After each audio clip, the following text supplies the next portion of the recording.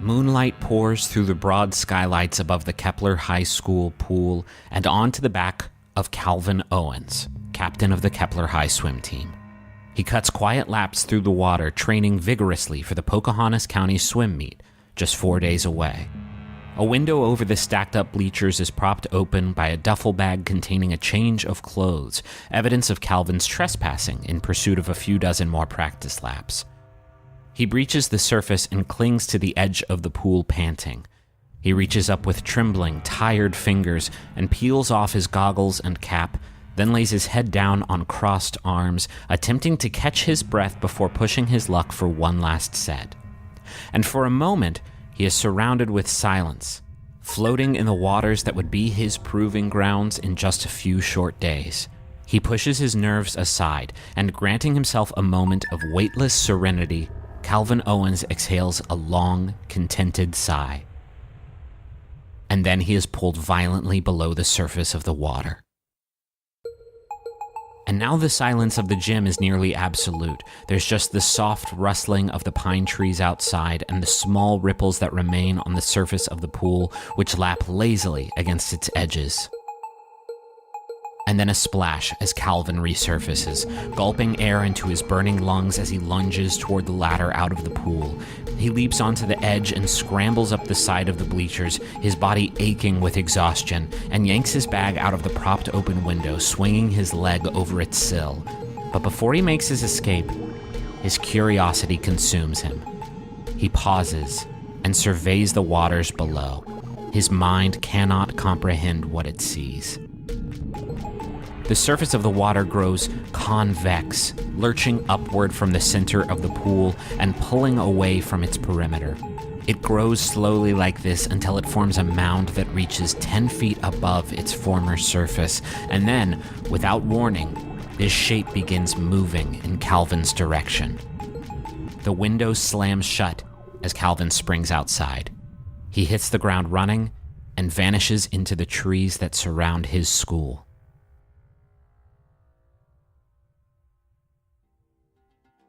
The nearly full moon over Kepler, West Virginia illuminates this scene from its ambivalent place in the twilight sky.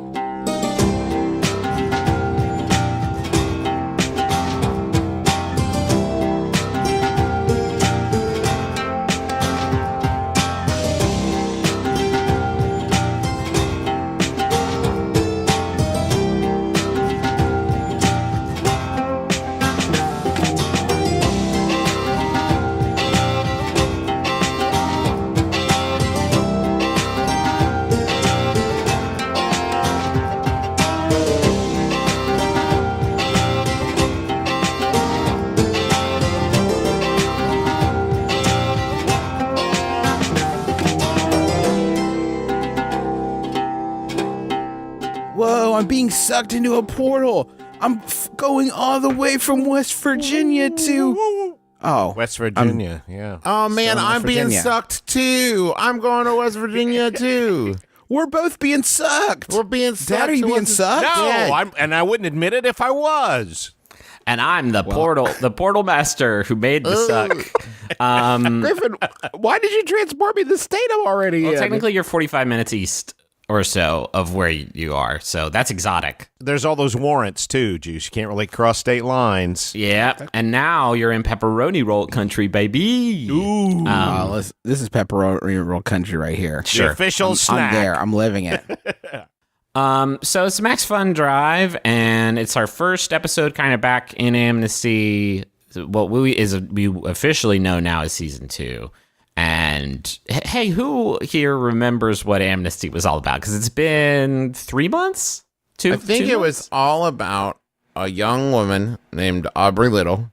And her journey and two sort of side characters, sort of ancillary characters supporting there to her make in her her look quest. good. Sure. And also, here's a really fun thing, because you often see this, like, when you go from pilot to season.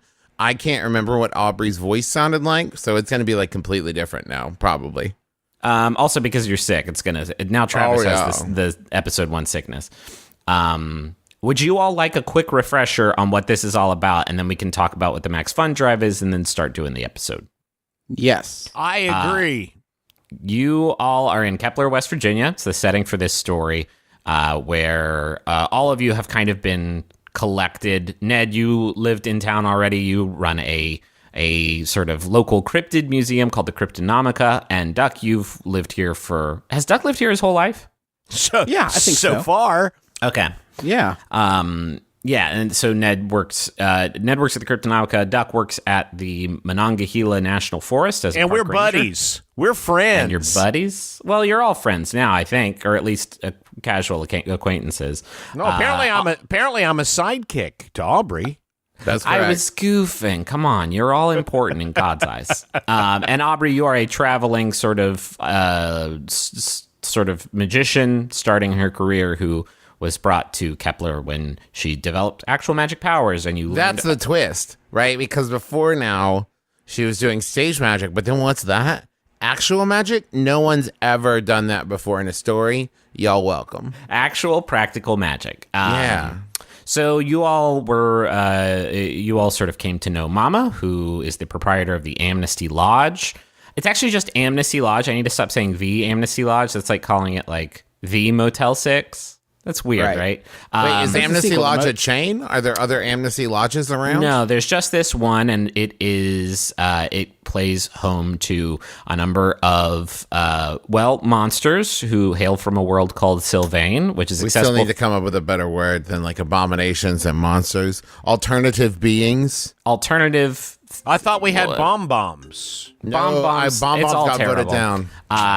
Which Sylvain is accessible through a stone archway, which is in the middle of the woods. And every 2 months or so, when the full moon, around the time of the full moon, these big, nasty monsters called abominations come out. And it's up to the Pine Guard to defeat them quietly, because nobody else can know about Sylvain's existence, because what would happen if you found out there was a world full of monsters that was connected to our own? There would be chaos. I would feel very satisfied, very vindicated. Sure, there would certainly be people like that. But the reason for the secrecy that the Pine Guard operates under is because they are worried about, war.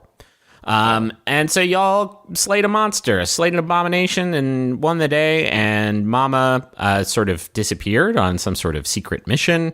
Duck sort of had a conversation with Minerva, who is his invisible friend. It's visible to him. She's visible to him, but to nobody else. And we learned that she's somewhere.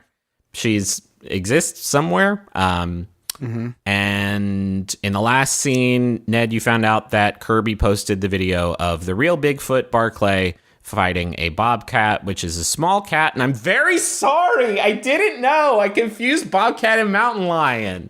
It happens to the best I knew of that us. the whole time, and I thought you were doing that on purpose, like it was a monster version of a bobcat. I thought it was an oversized. There we go. Because Matter the of monster, fact, I think you would even call it a Robert cat because it a was so much Robert bigger. cat. The monster fluid got in the bobcat, turned into a monster. Okay. Any questions before we hop in? How long has it been since the... It's been 2 months. We're kind of getting to the next sort of monster cycle, which comes every 2 months or so. So we're going to do like a quick catch-up scene with all of you, and then not go 5 episodes before getting you all together. I'm going to do that sort of after we do like a little catch-up, because I want to know what your characters have been doing in this place for the last 2 months. So what time of year is it? It's October. Ooh, spooky. Yeah, the spookiest month historically. Let's talk about the Max Fun Drive though before we do the story. Well, so because- there are monsters in the world, and we need your support to stop those monsters. How do you do it? Right. You go to MaximumFun.org/donate, and then you become a member, and with your monthly pledges, we take that money and we turn it into dead monsters. Yeah, we have monster sword, not the cool monsters. The cool monsters can hang. If they're chill. If they're chill, and like some of them are. I saw a vampire the other day. He was listening to Train on his car radio and just enjoying the air conditioner. I was like, yeah, you can hang. Fine. Yeah. Heavily tinted windows, obviously. Heavily tinted windows, and I put my glaive away. We're going to talk more about the Max Fun Drive, but let's get into it. Yeah. Maximum But just Fun. go to MaximumFun.org/donate right this second. Let's start with Aubrey. Aubrey, When last we saw you, you were kind of banged up from the monster encounter. It's been 2 months. I imagine you have recovered since then. And it's October now, and in the last 2 months, Mama has not returned yet from whatever mission she embarked on. But with her sort of last letter, she implored you to stay at Amnesty Lodge and help them in their plight while you sort of discover the truth of your magic powers. So I'm curious to hear what Aubrey's been doing for the last 2 months, and then in there maybe we can find like a scene that we can do. She's been binging Netflix, just really taking some her time, not doing much. Watching Stranger Things for like strategic tips and stuff. No, mostly just like cooking shows and documentaries. No, she has been practicing. Zumbo's Just Desserts. I'm pretty sure Zumbo is a cryptid because no human can make cakes like that. I picture, like, with Barclay's help, like, setting up, kind of straw men, and doing some, like, target practice, flinging spells and trying to really control it and being able to do it without having, like, the spreading danger and really trying to find, like, where the line is of the power and, like, how much she can rely on it. Okay. So just practicing your magic ability. Is it going well? I would say it is passably well. Here's another thing I want to, just like last time, I want the characters to use the restroom. I also don't want this to be like in Doctor Strange where it's like, oh, now I get it, and now I'm super awesome at magic. No, yeah, I think that's probably how it would work, right? Like, yeah, it's not something you just like, oh, now I'm a master magician. I would also say that maybe in there she's been like learning about Sylvain, and she's been learning about the alternative people, the alternative beings in the lodge, and so she's been maybe cozying up to Danny a little bit as a bit of like, now tell me about them. Now what's going on here? All right, we can do that. We can do that scene. Like I think that would be good. I think you doing target practice would be cool too. But I think that you just like having a conversation about Sylvain and stuff might be good. So how about this? You and Danny are in the woods, just not too far from the lodge. I think it's probably in sight. There's a creek that runs along behind the Amnesty Lodge. Damn it. Uh-huh. And the two of you are out there just sort of hiking around. I think Danny's sort of been helping you get acclimated to Kepler first and foremost. Like this is a town that you have not lived in, and so you're sort of still trying to wrap your head around the landscape and sort of what the town's all about. And the two of you are looking for ramps. Do ramps exist in October? I think it's a springtime food. But because of the magic from the gateway... Oh, I thought you meant like sick, like bicycle ramps. We're going to skateboard off some ramps. No, like the tasty onions. I don't know what that is. Oh, it's like an Appalachian delicacy. Okay. Okay, anyway. There's a ramp festival every year. There's a ramp festival, but I think it's in spring. But because of the magic of the Stone Gate, they also grow in October. Could we also be looking for 6 skateboarding ramps? Yeah, I think you're looking for both. Okay. Do you know... Only if you have Jake Cool Ice with you. I think Jake Cool Ice heard you were going out for looking for ramps, and he showed up with his shorts and his cool board. Oh, Jake. And his knee pads and helmet, because he's safe. And then Danny was like, no, they're onions. Barclay wanted them for cooking. And he's like, oh, well, I can't grind on those. And he went back inside, and he cried in his room. Oh, no. Yeah. Oh, no. You hate to hear that. So the two of you are out in the woods looking for these stinky onions, and you are talking to her about Sylvain. Also, just a picture, I've been imagining this kind of like training exercise that's also become like a nervous fidget for her, where it's like a little flame on the tip of her index finger that she passes back and forth between index fingers. All right, I dig that. Yeah, so kind of controlling. So are you doing that right now? Yeah. Okay, so what do you want to know from Danny about Sylvain? Okay, so one more time, tell me again. You are a...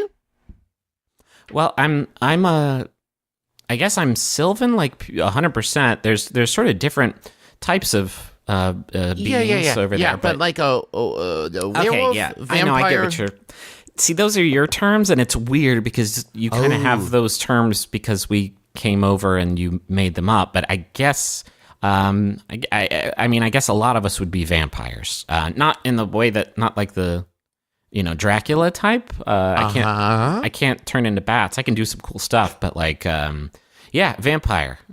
Sharp teeth when I need them. And she, what's she have? I think she has a ring, and she takes that off, and you see her like her sylvan form where she has those sharp teeth and kind of orange eyes. Not exactly like the two-fanged vamp that we kind of know about, but she transforms in front of your eyes. She's like, vampire. Yeah, it's pretty cool. Okay, so this is a weird question, but is there any way to recognize, like, without someone taking off their accessory, say like, oh yeah, that's a Bigfoot, that's a vampire, that's a... No, I mean, that's why they exist. They help us sort of live here. I mean, you don't need like a Voight-Kampff test on this. It's pretty much just the folks living in Amnesty Lodge. I feel like a lot of people saw Men in Black and then just assumed that there were like aliens and monsters walking. No, it's pretty much just us. It would be tough to sort of... It's tough to survive in this world without a little bit of help, and Amnesty Lodge sort of provides that to us. So specifically, I think the most important thing you need to know, and I know you're curious about how the Sylvans work, but we can't really live without some sort of sustaining life force. And over in food. Well, it could be food. There's traces of that stuff in there, but in Sylvain, we all sort of subsist on Sylvain itself on the planet. And you eat the dirt? No, we don't eat the dirt. We just sort of absorb its energy. Photosynthesis. Yeah, I guess if you want to frame it like that, it's a little bit like photosynthesis. And obviously over here, we don't get that. And so I think that's why you get a lot of the, vampire biting, feeding, that stuff that has happened sometimes and has been kind of unfortunate and has painted a pretty bad picture of me and how I sort of live. So do you have to bounce over from time to time and like recharge and come back? She looks a little sad when you say that. She's like, I can't go back, Aubrey. I'm in exile. We're forbidden. Yeah. I'm sorry. Once you leave Sylvain, you're not really allowed to cross back over. But anyway, no. The springs behind Amnesty Lodge, the hot springs. Yeah, those have enough juice, I think, for a lot of us to keep going. So quick soak in there, and I'm good to go. So would you want to go take a soak in the springs? I mean, if you don't, I know we have to get the ramps. So if you don't, you know what? Never mind. Forget it. She reaches down and grabs like there's two really close together, which is I don't know how ramps work, but I'm going to say it's an uncommon occurrence, and she pulls them up. And I think y'all have like a healthy bounty. She's like, no, that sounds great. Let's get these over to Barclay, get him working on that, whatever he's going to make. These things stink like hell, but I'm sure he's going to make them taste very good. And let's go for a dip. Sick. Duck. Yep. Duck, it's been 2 months since the events, since the last hunt. What have you been up to? I think Minerva's still showing up on a fairly regular basis. I thought it might be interesting if through the two of you just like figuring it out, if she managed to find a way to show up at like a regular time, like 6:14 p.m. sometime in the evening, and I can leave it to you to decide, but just like that now it's consistent. Now Minerva shows up and you know what time she's going to show up. It is not this like random visit thing. She now has a scheduled time. She shows up just in time to watch Wheel with you. Yeah, she's dialed it in. She catches the back half of Wheel, and it's probably not for like a super long time, but like how do you feel about that? Yeah, that makes sense to me. Probably in the evening. I feel like you said 6:14 kind of randomly, but I think that feels right. 6:14 every night. All right, I think Minerva shows up at 6:14 every night, checks in. I think you still got Beacon, and that's what it is. And I think Duck has been like he's still doing his day to day. I think he probably jogs places more often than he used to stroll, like trying to sort of casually get a little bit more physically fit. I think maybe in the woods once in a great while he'll sort of like practice with Beacon. When he's sure no one is around to look, to sort of knock the dust off a little bit, but it's not like his prime focus. Hey, he's got a fucking job. He's got a 9 to 5. Yeah. Has that been complicated by the fact that you also kind of have started to embrace your destiny a little bit? I think that he maybe has a sense of wanting to have things in order, just in case. So like in case he would have to abandon his post for some reason, or God forbid something were to happen to him. I think that he maybe appreciates it more because it is also like a sort of bedrock of normalcy in a world kind of gone crazy. How is your training going? I think it would be cool if like you Minerva, I think, would be eager to train you. I think obviously I think she only shows up for like 3 minutes. It is a short window that she appears to you, but it's every day 6:14 to 6:17 she shows up, and I think wants to sort of show you the ropes a little bit. Yeah, and I think I see Minerva kind of as like his personal trainer, and who he's kind of like blowing off. Like the reason he does this stuff is so he can tell Minerva like, oh yeah, I've been practicing like running and swords and stuff, Okay. But it's not, it's sort of like Minerva's there. She's like, have you been training? He's like, oh yeah, totally training. Really. Yeah, for sure. Like really grinding it out. All right. Turning in all kinds of crush bone belts, Yeah. God, how often can we reference crush bone belts from as often as I want, dude? Okay. I think I'd like the scene, if you're cool with it, to be at some point during this 2-month span, she kind of stops taking the excuse of like, yep, training, great, and actually wants to like spar with you somewhere for her 3-minute window. Yeah, and I feel like she probably kicks his ass like every time, and probably through that towards the end of this period that we're talking about, like he gets tired of getting his ass kicked, which is sort of the prompting for him doing the other stuff, like for actually trying to get himself in slightly better shape and practice with Beacon or whatever. He's tired of getting knocked around. Well, she's like a vision. I don't think she has any physical form. Yeah, but he knows when he's beat. Yeah, okay. I think. All right, let's do one of these scenes. It's probably close to the end of this 2-month window because you've been training for a while. Where are you at? I also don't forget. I need to do my Destiny's Plaything roll at some point. Oh yeah, go ahead and do that. That's a good setup too. Because we're especially sure because if we're flashing back, okay. Yeah, I think Go ahead and do it, and then we. Okay. For those of you, Destiny's at the beginning of every sort of like thing, I have to roll to see sort of like what Destiny is going to tell me about. It is a super cool mechanic. So we're using roll 20, not for sort of visual things. We're not going to put up like things that you won't be able to see. We're mainly just doing it so we can see each other's rolls. And I can see that Justin has rolled a 7 plus, what is it, weird? Yeah, plus weird, which is actually -1. Oh, so for ducks. So what do you a 6. What do you get on a failure for? Something bad is going to happen to you. Oh no! We just started. Here you go. Here's a little present for you, Griffin. I've wrapped it and everything. Okay, that's extremely good. Well, mark experience.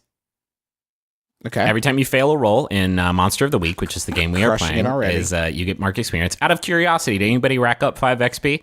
Need to level up? I just got 1 last time. All right. Yeah, that's my second. Dad, where are you at XP wise? I got a couple. This is a much simpler system. This is such a simpler system. You gotta just do the shit. I'm looking at all my notes. I think I look at your character sheet. 2. Thank you. I'll do your vision after this scene. We'll do the flashback and then we'll do your vision. Okay. So it's where are you at when you're doing this training? Out back. The Outback Steakhouse? Like the parking lot or like the kitchen? There's a parking lot behind the Outback. No, I go out back of my house. Okay. Your apartment? Yes. Okay. My apartment. There's a sort of common area. But there's only like 3 other apartments in the building, and I know when Mrs. Pearson usually packs it in at about earlier in the evening. Now, what's your relationship with Mrs. Pearson? Yeah, let's dial into that. She is a sweet older lady, former police officer, actually. So she's got a lot of great stories.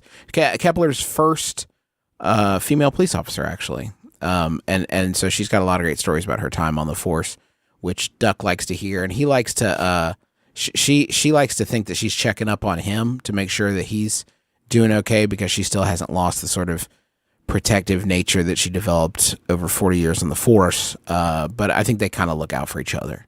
Damn, dude, we were just goofing. That's good shit. That is real good shit. Okay, so you're behind. Wait, hold on. So. Who else is in the building? I can tell you if you want. There's Mr. Furley. Mr. Furley's there. No, Mr. Tarkesian, who runs the general store in town. Justin, I have a fucking character list here in Scrivener, and I'm having to update it. Mr. Tarkesian? Yeah, Mr. Tarkesian.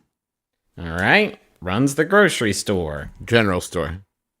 Yeah, I mean, it's a grocery store, general store, whatever. It says Kepler General Store, but that's sort of like a nod to nostalgia.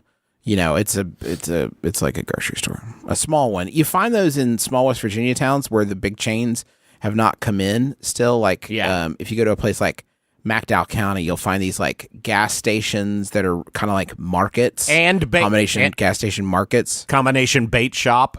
A lot of the time, at a bait shop for sure. There is a Pizza Hut in town. That is, I think, one of the few chains. That's canon. Yeah, Pizza Hut is not necessarily a grocery store, but I can see how if your only groceries were pizza. Can you give me all the ingredients but not cooked, please? All right. Is there anybody else in your apartment building?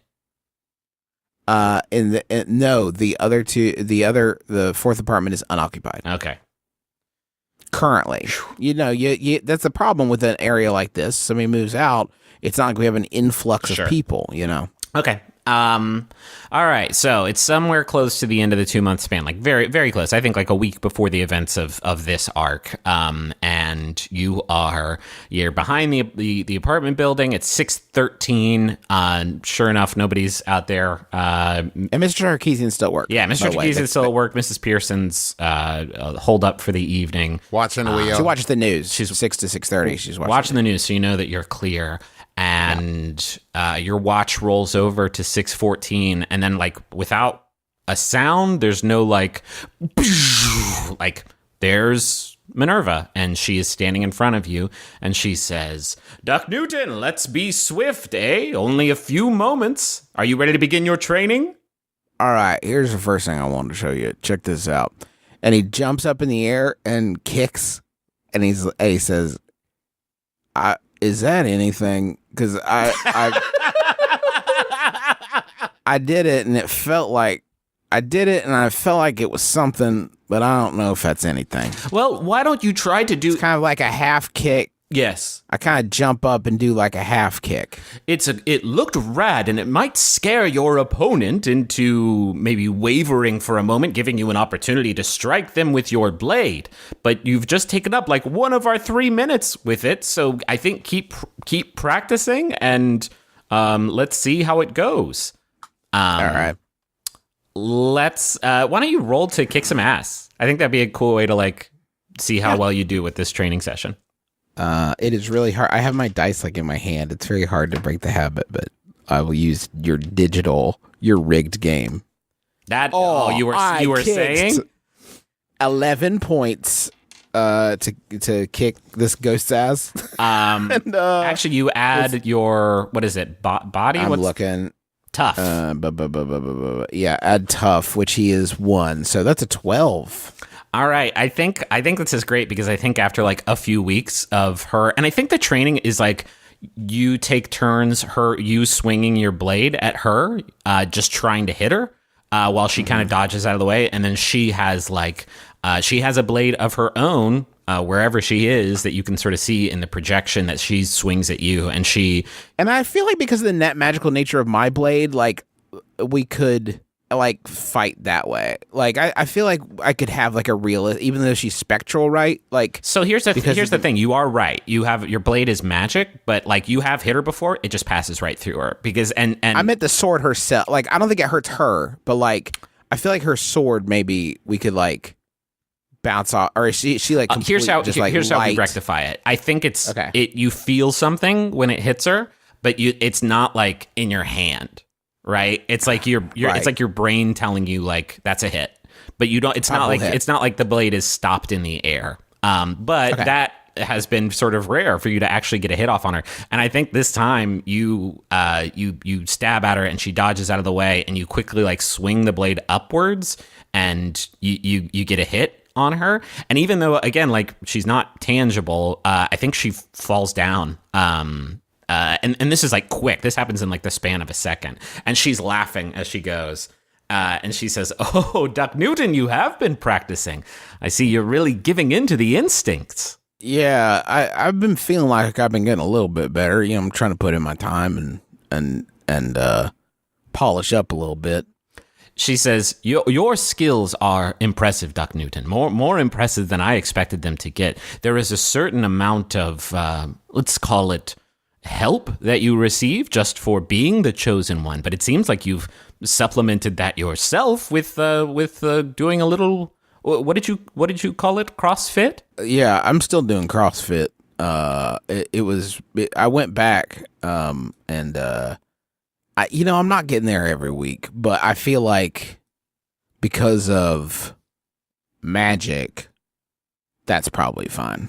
And destiny, She says, no, again, the instinct that you received upon becoming the chosen one will do you well. There's no need to overexert yourself. Duck, we only have a few moments. How is it going with Beacon? Are you two getting along?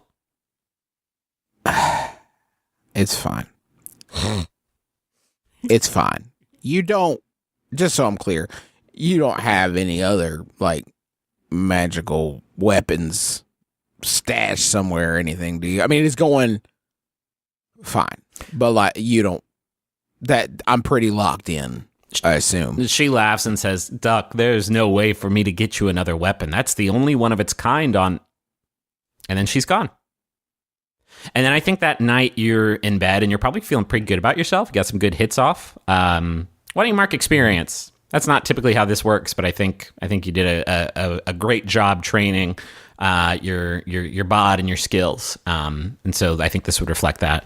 We have to assume we could say that that's probably an assumption of, like, since we have a lapse of time, there's probably a lot of failures in that time period. Exactly. That are reflected by that. Mark 84 experience. So we're not playing complete Calvin ball. Yeah, sure. We're making up for lost fails. I think also because y'all just didn't get very much experience that first arc. I mean, you probably failed a lot and didn't tell me, but Didn't roll a lot. yeah, either.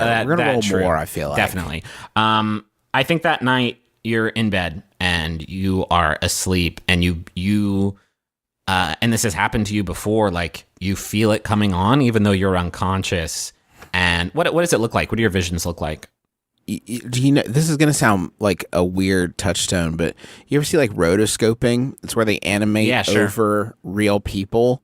It's like that, but like a little more monochromatic, like a lot of hues of like sapphire and green. I like and stuff that like a that. lot. But that's what they look like. I think you just see water, and I think you see no, you don't really see any shapes in the water. I think your vision is a little bit too primitive for that. But you see this water, and it's dark wherever this water is, and then you see your body. It's sort of like superimposed in this scene, in that style. And you are face up, and you are sort of you look unconscious, and you are falling in this water. Ned. Ned, what you been up to? I think just to set it up, because of the events of the end of the first arc, and I'm not sure if it was clear what happened there, but the video that Kirby posted was not your Wookiee costume, you like wandering through the woods. It was the camera still rolling, recording actually Barclay, actually Bigfoot, actually fighting a big monster bobcat that was infected with the monster fluid that made it real big. But because of Ned's crummy camera work, there's still some doubt. Yeah, it is still like one of the most convincing pieces of Bigfoot footage that exists out there, and that is why the Cryptonomica has been doing pretty well lately. Yeah. You have not you paid back the missing payments for your lease or mortgage or whatever, and you're doing all right. Not like rich, but like you are finally like making enough money to get by, which is it's probably been a long time since the Cryptonomica has been like that. So what have the last 2 months looked like for you? They've been pretty good for Ned. He took all that extra money and bought some drones, and he Sure. What? yeah he bought why not? he bought some drones, and he's been cooking up a Mothman scam with Kirby. They had so Okay. much success with the Bigfoot video that he bought a couple of drones. So that's kind of been percolating on the backboard. Is the Mothman big scam thing you're doing, just to figure it out, like you have some sort of paper cutout of a Mothman that you attach to the drone and just fly it around the town, it's or so much more elaborate than that. It's using a series of lights and phosphorescence and lasers. There's some lasers involved. That we haven't really put that into effect. That's been kind of Just to pushed on the clarify, back burner. Ned was super behind on his rent, about to lose the shop.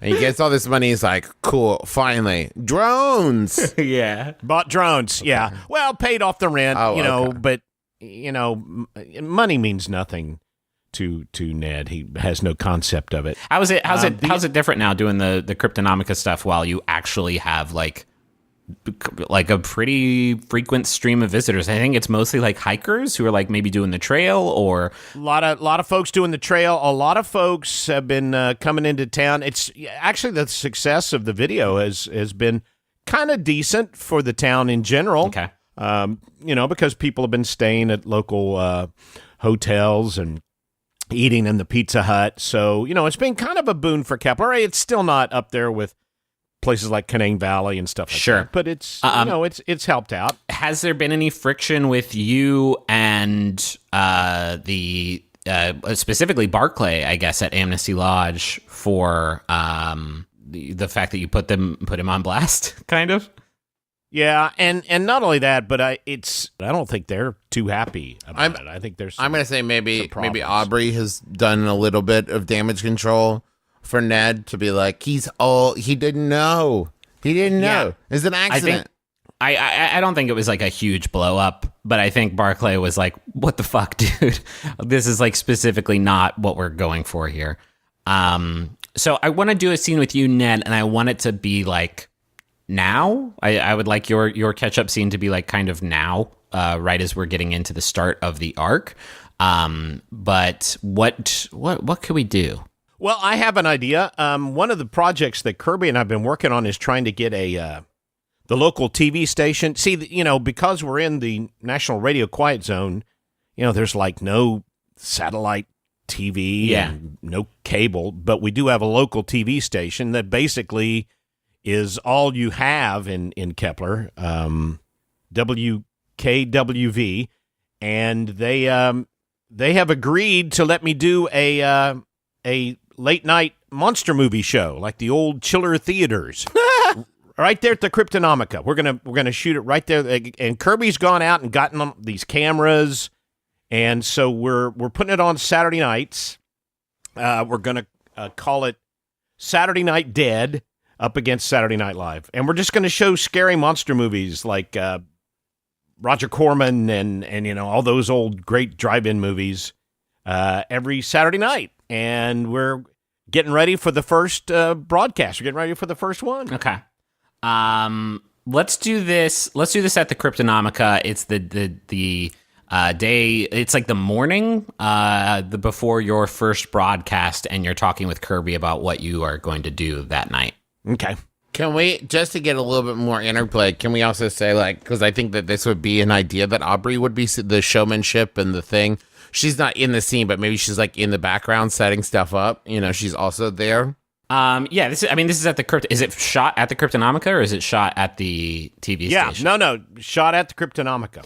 All right, I think there's probably some production people there then, setting up some stuff, setting up some lights. I think they're sort of having to move around. There's probably like 4 or 5 people there at the Cryptonomica, just like checking out the exhibits. They want to see the Bigfoot video. You have like a display with the extended cut of the Bigfoot video going, which I think Barclay was kind of uncomfortable about, but it's bringing in the big bucks. And you're getting set up. And Kirby looks really nervous. He's like, Ned, I know this thing's happening tonight. I don't know.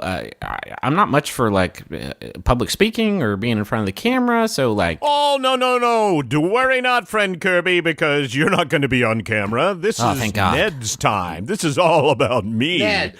I am the host. Well, what? What do you want the candelabras?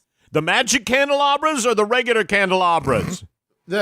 I don't know what you mean. They're all regular candelabras. Well, yeah, but I mean, I thought we talked about the gag where you're going to shoot fire out of your fingers. Okay, I'll just put them somewhere. shoot fire out of her Okay. fingers. What are you talking about? A stage magician. She's a stage Oh, magician. yeah, that's and, right. I thought it would add to the pizzazz of the show. Yeah, for sure. That was what you just saw there was some really dope, like, hey, Dad fucked up and now I'm going to burn him. That was Griffin. And then Griffin was like, here's a burn. And then Dad was like, actually, twist, I got an answer ready for you. And Griffin's like, oh, shit. Yep. I've been reverse and the burned. burner become the Bernie. Kirby says, so what flick you got on the docket for tonight? Ah, great one to start with. It's called Beast with a Million Eyes. It's Roger Corman directed it, 1955. Starring the brilliant Paul Birch and, of course, the second Darren from Bewitched, Dick Sargent. So it's got an all-star cast. It's about this family, and they're on a date farm, and aliens show up. It's really a piece of shit. People are going to love it. People are absolutely going to love it. He says, yeah, it sounds like, I think it's a good idea. I think it's going to bring in business. But I got to tell you, Ned, I'm a little bit worried because we've been doing pretty well here for a bit. But the thing about Bigfoot, folks get kind of tired of these, sightings after a little bit. You got to keep it fresh. So I don't know if we need to move forward with Operation Mothman or something. But I'm telling you, because I see this at the Lamplighter all the time. We get a big scoop on a cryptid in town, and people pay attention, but just for a little bit. So we need to do something if we're going to keep this momentum going. Oh, listen, the Mothman plan, we definitely do this. This is just publicity, friend Kirby. This is just getting our brand, getting our name out there. I figured whatever we do with the Mothman, we kind of start unveiling it on the show. I like that. Oh, we have exclusive. Yes, Aubrey, Do you dear. have more cobwebs? Yes, look over there behind the vat that has the giant floating brain in it, the fake brain. Got it. Thank you.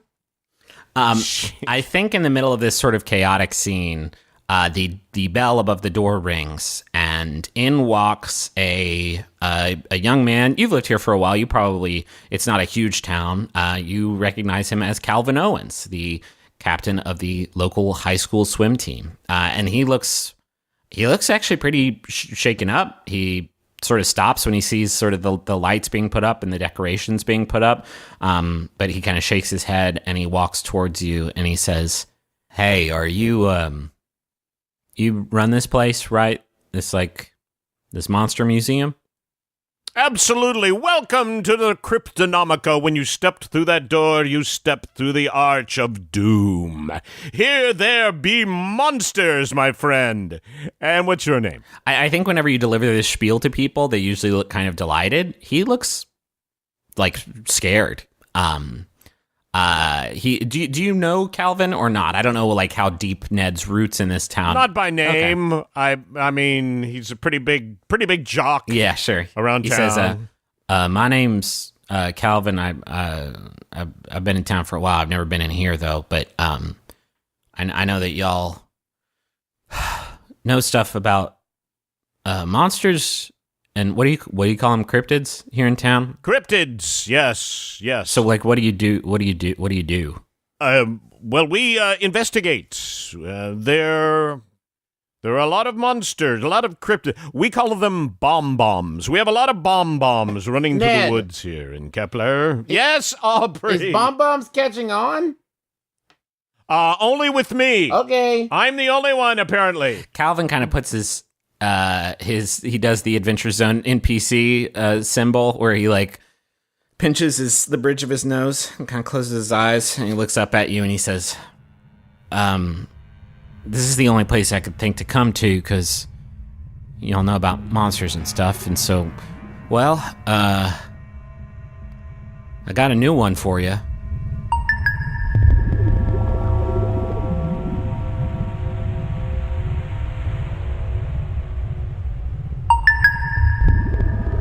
So hey, if you're not familiar, which you should be if you listened last week, but maybe you didn't because that wasn't like a canonical Adventure Zone episode. Everything we said in there was bullshit. No, it was all bullshit. real. No, I just mean it wasn't like a narrative episode. I don't give a shit. Anyway, Max Fun Drive is here. It only happens once a year, Vern. And we come to you sort of hat in hand and say, hey, did you like the show? And then you say, yeah, I did. And we're like, well, could we have some money for it, for doing that? And the show, good for you. And you say, well, yeah, absolutely. Let me do that right this second. So you go to MaximumFun.org/donate, and you pick a donation level that works for you. And again, just as a precursor, we say this all the time, but if it's uncomfortable for you or, you can't make it happen, we understand.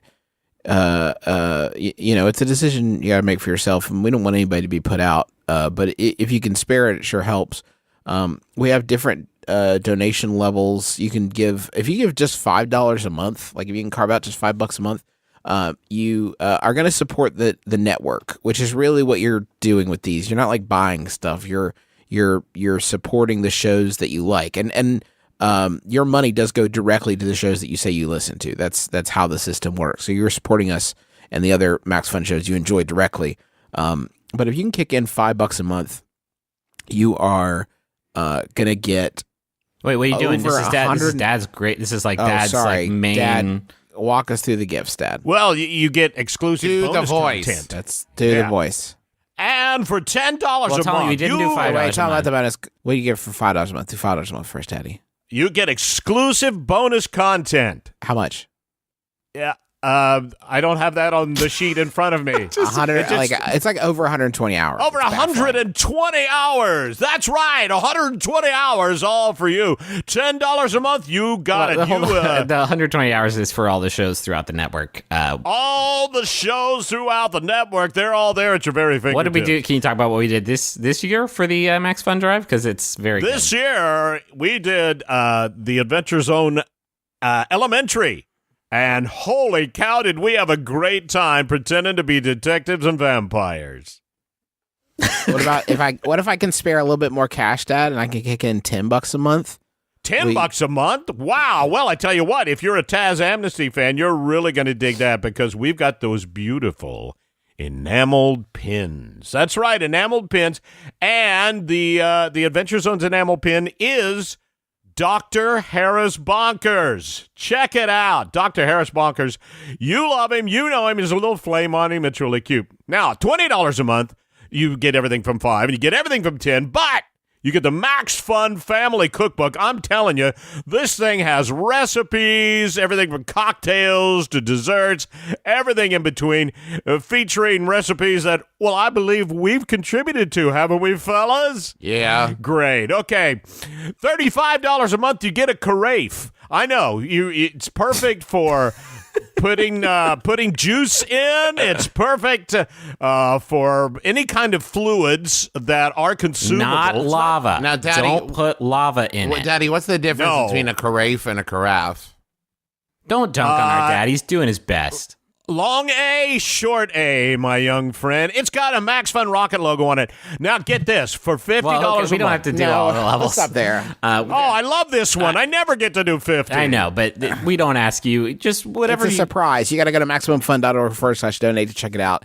And please do that right now. A lot of times you think, I'll I'm definitely going to get to it, but you might forget the drive only goes for a couple more days. So if you enjoy our show, if you can spare some bucks, it really does mean a lot to us. It's allowed Dad to stop waking up at 3:00 in the morning to go work at the radio station. I still do to pee. Crazy. He drives to the radio station. It's the only bathroom he feels comfortable in. If we hit the 25,000 new and upgrading donor goal, our dad will stop peeing.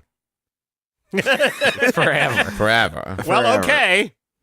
It's allowed us the flexibility to make stuff like this because of the drive and because of your support. We can justify spending the time to make the Adventure Zone, which, as Griffin will attest, it's a huge time investment, but we make it because people really like it, and you've shown that with your support. So please continue to show that support at MaximumFun.org/donate. Again, we only do this once a year, but we're able to do that because y'all really come out and do a great show of support every year for us, and we really appreciate it. So please take a second right now. Go to MaximumFun.org/donate. Get yourself a cool pen, a cookbook, a carafe, whatever you want. Either one. You have to choose between the carafe and carafe. There's like a slider. There's 2 different options there. And at some levels, the carafe. There's a carafe if you donate a lot of money. Anyway, please do that right now. MaximumFun.org/donate.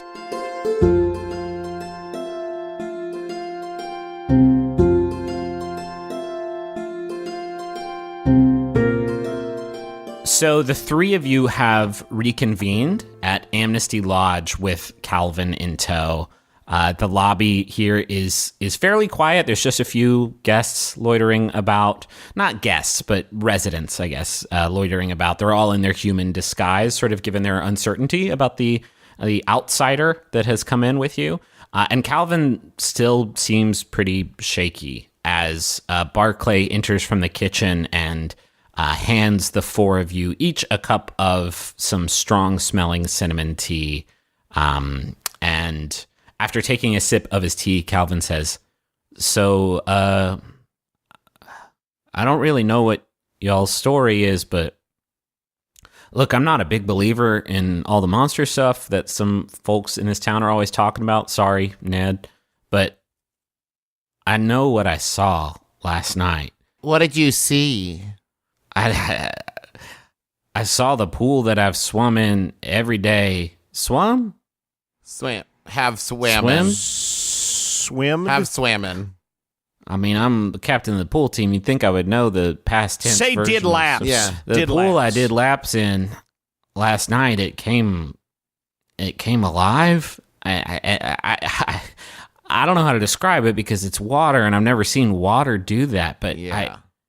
I gotta know, was that real? Do monsters really exist here? And when he says that, I think Barclay kind of locks eyes with probably with Ned, because he knows that Ned is the biggest sort of loudmouth in this department, and is making a face at you like, don't do it. Calvin, was it? Yeah. No, listen, power of suggestion is very strong, but there's no such things as monsters. You don't have to worry about it.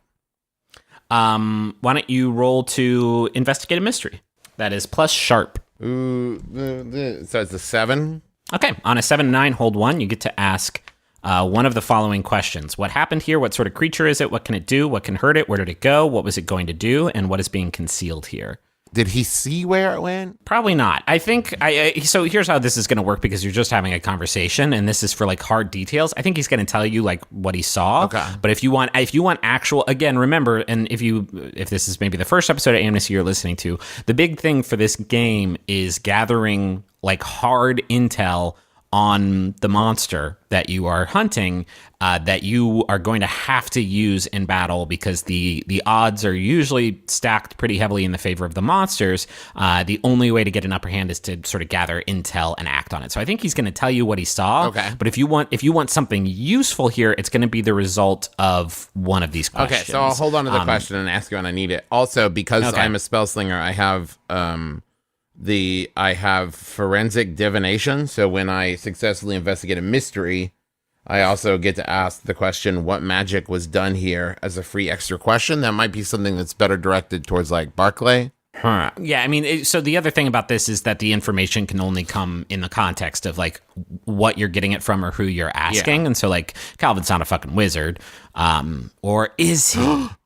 No, he's not. Twist. So I don't know how much. So I think that's a good impulse. He'll sort of tell you what happened, and then you can ask one of these questions for some hard intel, keeping in mind that like he only knows what he saw. So he says, "All right, last night I snuck into the Kepler High Pool, and I was doing some laps. We got the big meet coming up pretty soon. I was trying to get Big meat. All right, I was trying to get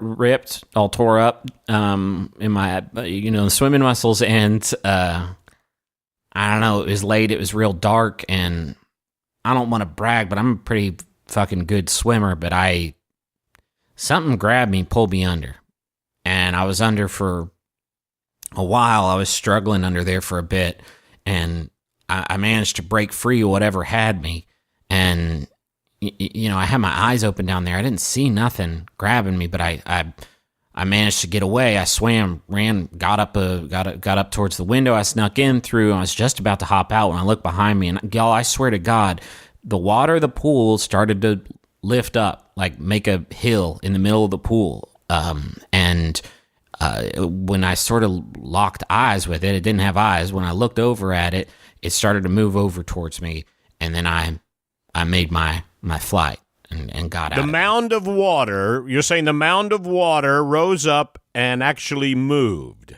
That's what I saw. And Calvin, just what did it seem like it was going to do? Did it? I mean, it pulled you under the water, but it seemed like it was intent on hurting you. Yeah. Is this your question? What was it going to do? Yeah. He says, I don't know, but it was moving towards me there at the end, and it tried to drown me. I think it was going to try and kill me. I didn't, talk to it. Calvin, would you excuse me for just 1 second? And yeah. cross over to Barclay. Hey, I don't know how this usually works, but does this sound like anything you recognize? Any kind of, I don't know, creature or spell? Is that a thing? He kind of walks you over to like away from the place a little bit. I think he's a little nervous about having this conversation anywhere near Calvin. And he says, I'm gonna we can wait till afterwards, but upon seeing this, like, I start talking to Calvin as well. I have some stuff I want to say to Calvin, so okay, well, that is happening concurrently to alleviate any concern of Calvin overhearing what they're talking about. okay. Barclay says, I mean, some sort of like unnatural thing trying to kill somebody. It's definitely an abomination. It's just like, it's like a couple days early, Aubrey. It shouldn't be here yet. We still have a couple days before it was supposed to show up. They've been acting a little more erratic and unpredictable over the last year or so. They've abided by certain rules for decades, but now they're starting to bend them. But yeah, I'm pretty sure that's our mark. Calvin, let me bend your ear for a second. Yeah. You know me, and we've known each other a long time. I went to school with your dad, actually.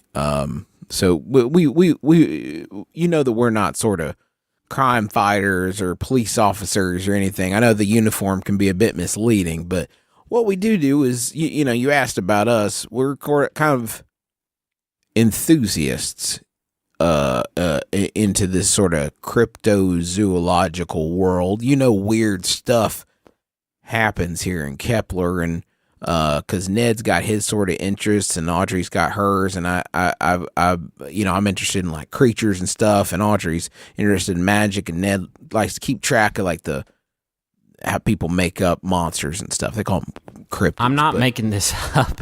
Oh no, I know. I understand. What I'm telling you is we have weird stuff happens in Kepler, right? Like that won't come as a surprise to you. We all know it. And but sometimes people who have ill intentions like to use that to try to cover up whatever, dark stuff they want to get up to. So, because we know about the sort of cryptozoological stuff and we're interested in it, sometimes we like to just help out and poke around, poke a few holes, and make it a little bit easier for the real heroes, to kind of do their job.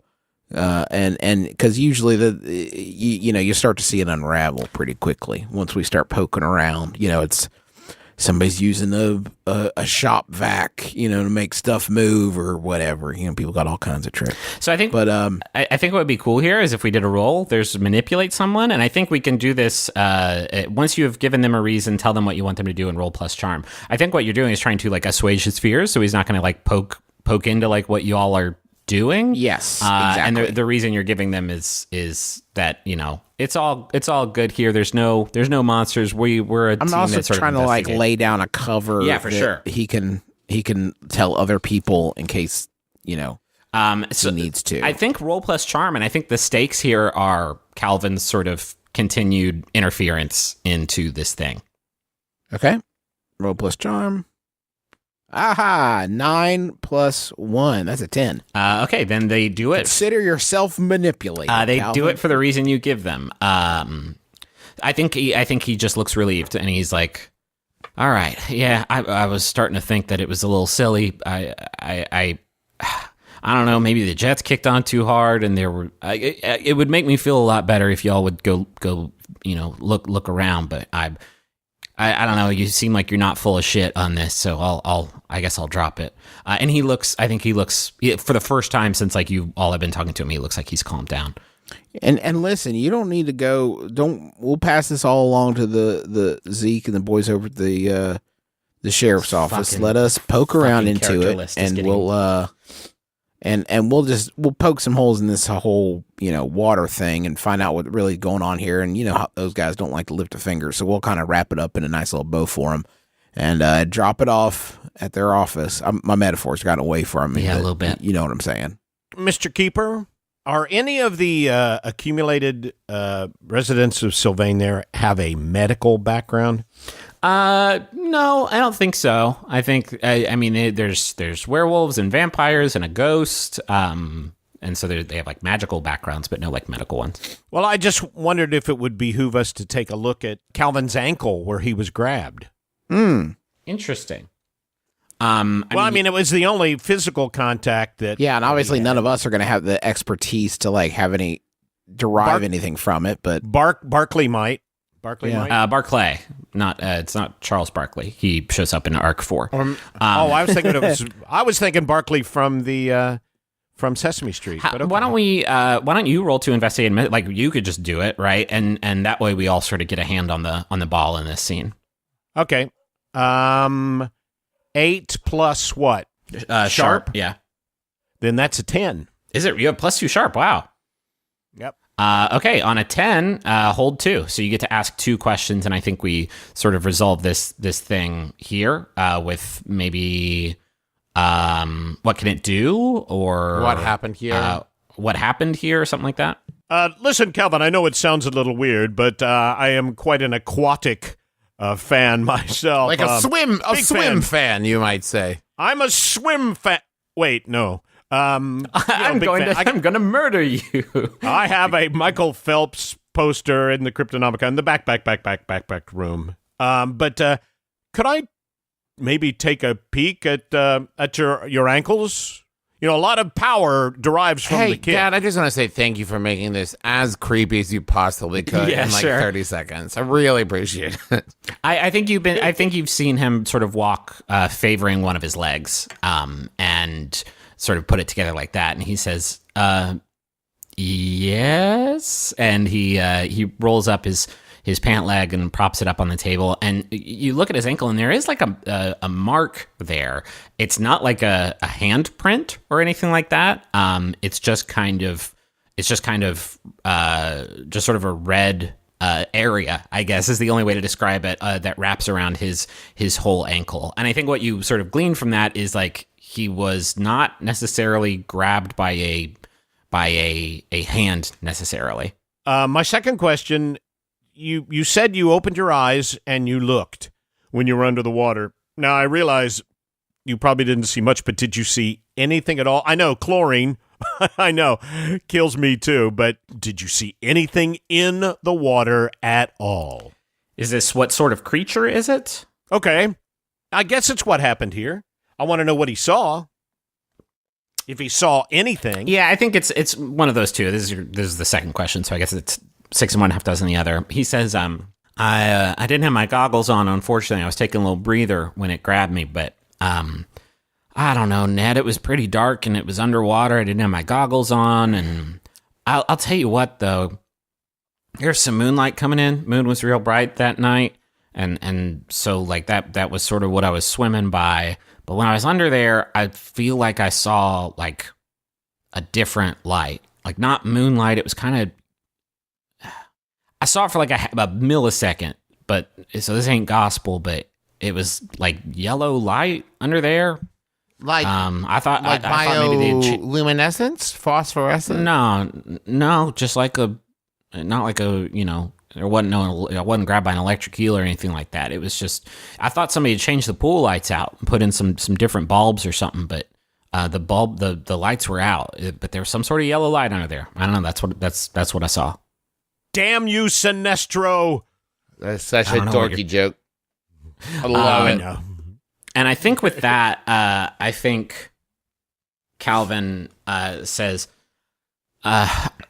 so y'all are going to look into this, right? I feel a lot better just knowing that like the meet's coming up in 4 days. I don't want folks, you know, getting pulled under or killed by some sort of living pool or something while the competition's taking place. So if y'all would look into it, it would really help me sleep a bit better tonight. Right, yeah, absolutely. The chicaners will be on the case. And now I'm still not sure about that one. The chicaners. Nah, it's just us 3 people gonna go check it out. Yeah, we're the chicaners. We don't even really have a team name, Calvin. Well, but chicaners would be cool.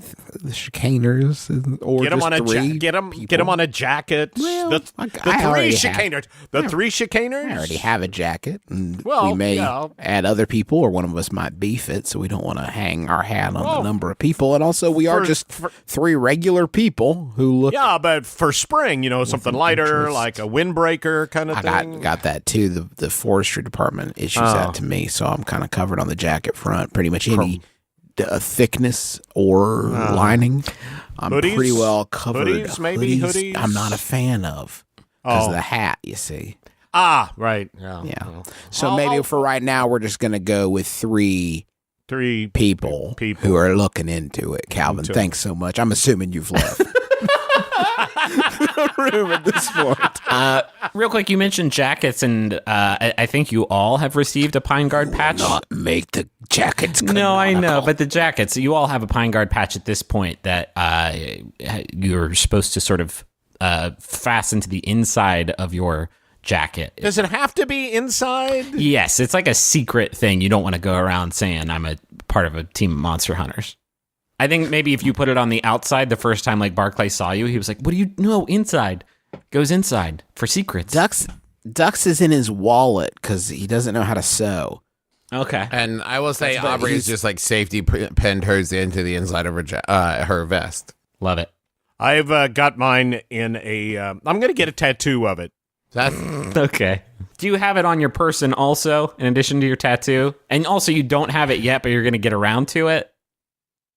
Yeah, I've got it, but it's been really busy. Yeah, with the sure. Cryptonomica. Okay. Yeah, I think Calvin, after this great dialogue, stands up and he says, "All right, I got to head out. Actually, it's my brother's birthday, and I actually snuck out of the house to come here as is. But maybe we can circle back. Tell us sometime about before your brother. He's a doofus, but maybe we can circle back before the swim meet, and I can find out what y'all found out. Tell me Calvin's last name is Hobbs. It's Owens. Crap. Named after listener Calvin Owens. Thank you for tweeting about the show. He asks if you can circle back up before the meet. Yes. It's a problem when any one of the 3 of us can answer. Mm-hmm. You just kind of gets in this weird, like, well, I know if I say it now, it's like this math you do where, like, with each second that passes, the likelihood of someone else answering becomes higher. So you don't want to like step on anybody. So we just fall into a circle of not being able to answer. Yes, we will. No problem. And Calvin stands up and leaves Amnesty Lodge. And with that, I think Barclay walks over to the seat he was sitting in and sits down. And he says, "All right, I guess it's a work day. We should probably start our investigation. If this thing showed up, we can assume the clock starts then. We got about a week before it's able to leave Kepler, and so we need to find out what it is and take it down before it does. So I gotta stay here because I Could you make us some lunches? Yeah, of course I make you some lunches. That's my Sick. jam. But Mom ain't back yet, and so I gotta hold down the fort here. Are you three good to? I don't know how well you've been keeping up with your practice and stuff, Aubrey. I know you've been going out back and we've been shooting some fire at some shit. But y'all feel all right about tackling this one on your own? Sure. Go to a swimming pool? Yeah. I just got one question. One of my partners has a real heavy stick that he clobbers stuff with. I got a sword, and my other partner shoots fire out of her hands. How the hell do we fight water? Duck, I don't know. That's the job. One of the tricky things about this gig is we don't get repeats. There's not a lot of sort of institutional knowledge that comes into play here. I've never seen a water monster come through, so you're gonna have to figure that out on your own. But I think a good place to start is maybe heading to the scene of the attack last night and seeing what you can find out there. Obviously, be careful. You don't want to fight it until we know how to kill it. And for God's sake, whatever you do, don't get in the water. But I think if you head to the pool and see what you can see, it might be a sort of good launch pad. All right. And he stands up, and I think he picks up the empty cups of tea and puts them on a tray, and he says, "And listen, I appreciate you not telling Calvin the truth of the matter, and you gotta keep this stuff secret, Ned.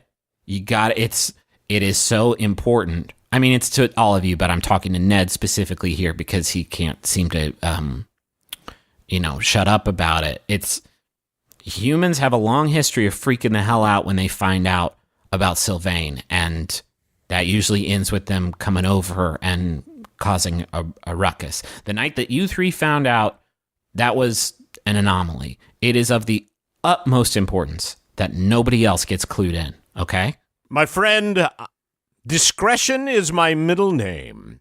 I thought your middle name was fucking. Ned fucking Discretion Chicane.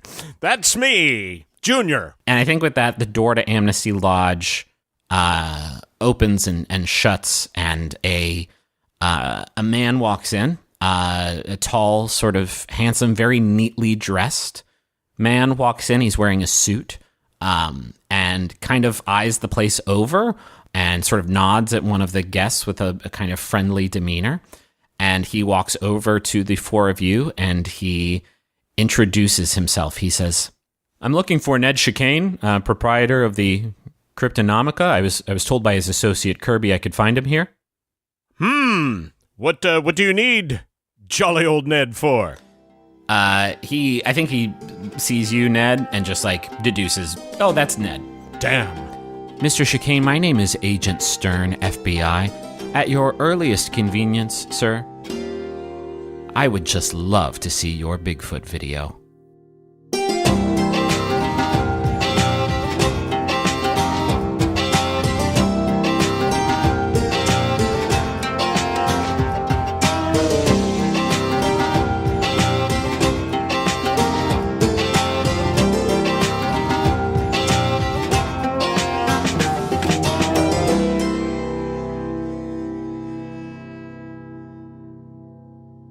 So that's going to do it for us this week. Travis went to go throw up.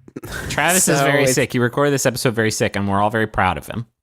He's an He was able to inspiration. fight. He was able to fight through it for you, the listener. And what are you going to do for Travis? Well, luckily you can do something. You can go to MaximumFun.org/donate and really thank Travis for Travis. Yeah, we really appreciate all the support that you all have given us, especially during the experimental arcs where we're trying out some new stuff and trying to find our footing for season 2. And we hope that you enjoy it. And this is a really great time of year to show your support of our show, try to help us meet our goal of 25,000 new and upgrading members. You can help us get there by going to MaximumFun.org/donate. And again, you're going to get those cool gifts. You're going to get the feeling of satisfaction knowing that you have helped keep this show afloat by supporting it in a very, very direct way. Yeah, it means the world to us. If you have the means, please consider going to donate at MaximumFun.org/donate. And there are a lot of different levels for you to choose from. Just pick the one that fits for you. And it's a really easy process too. It doesn't take much time, doesn't take a lot of effort. It really is very simple. So that's it for this week. We will be back next week with another episode. That will be April. What day is that going to be? April 19th will be another episode, and then that'll get us back on schedule, and then we are going to kick it back to bi-weekly so that I can stop being so anxious all the time. So new episode next week, April 19th, live show this weekend, Friday, Dallas. Yeah. We'll see you real soon. Hey, also, this is my Bim Bam, but Houston, can you please come to our show, Houston? Yeah, McElroyshows.com/tours. Houston, hey, Houston, can you come see a show? But yeah, we'll see you soon and talk to you next week, and bye. Bye. MaximumFun.org. Comedy and culture. Artist owned. Listener supported.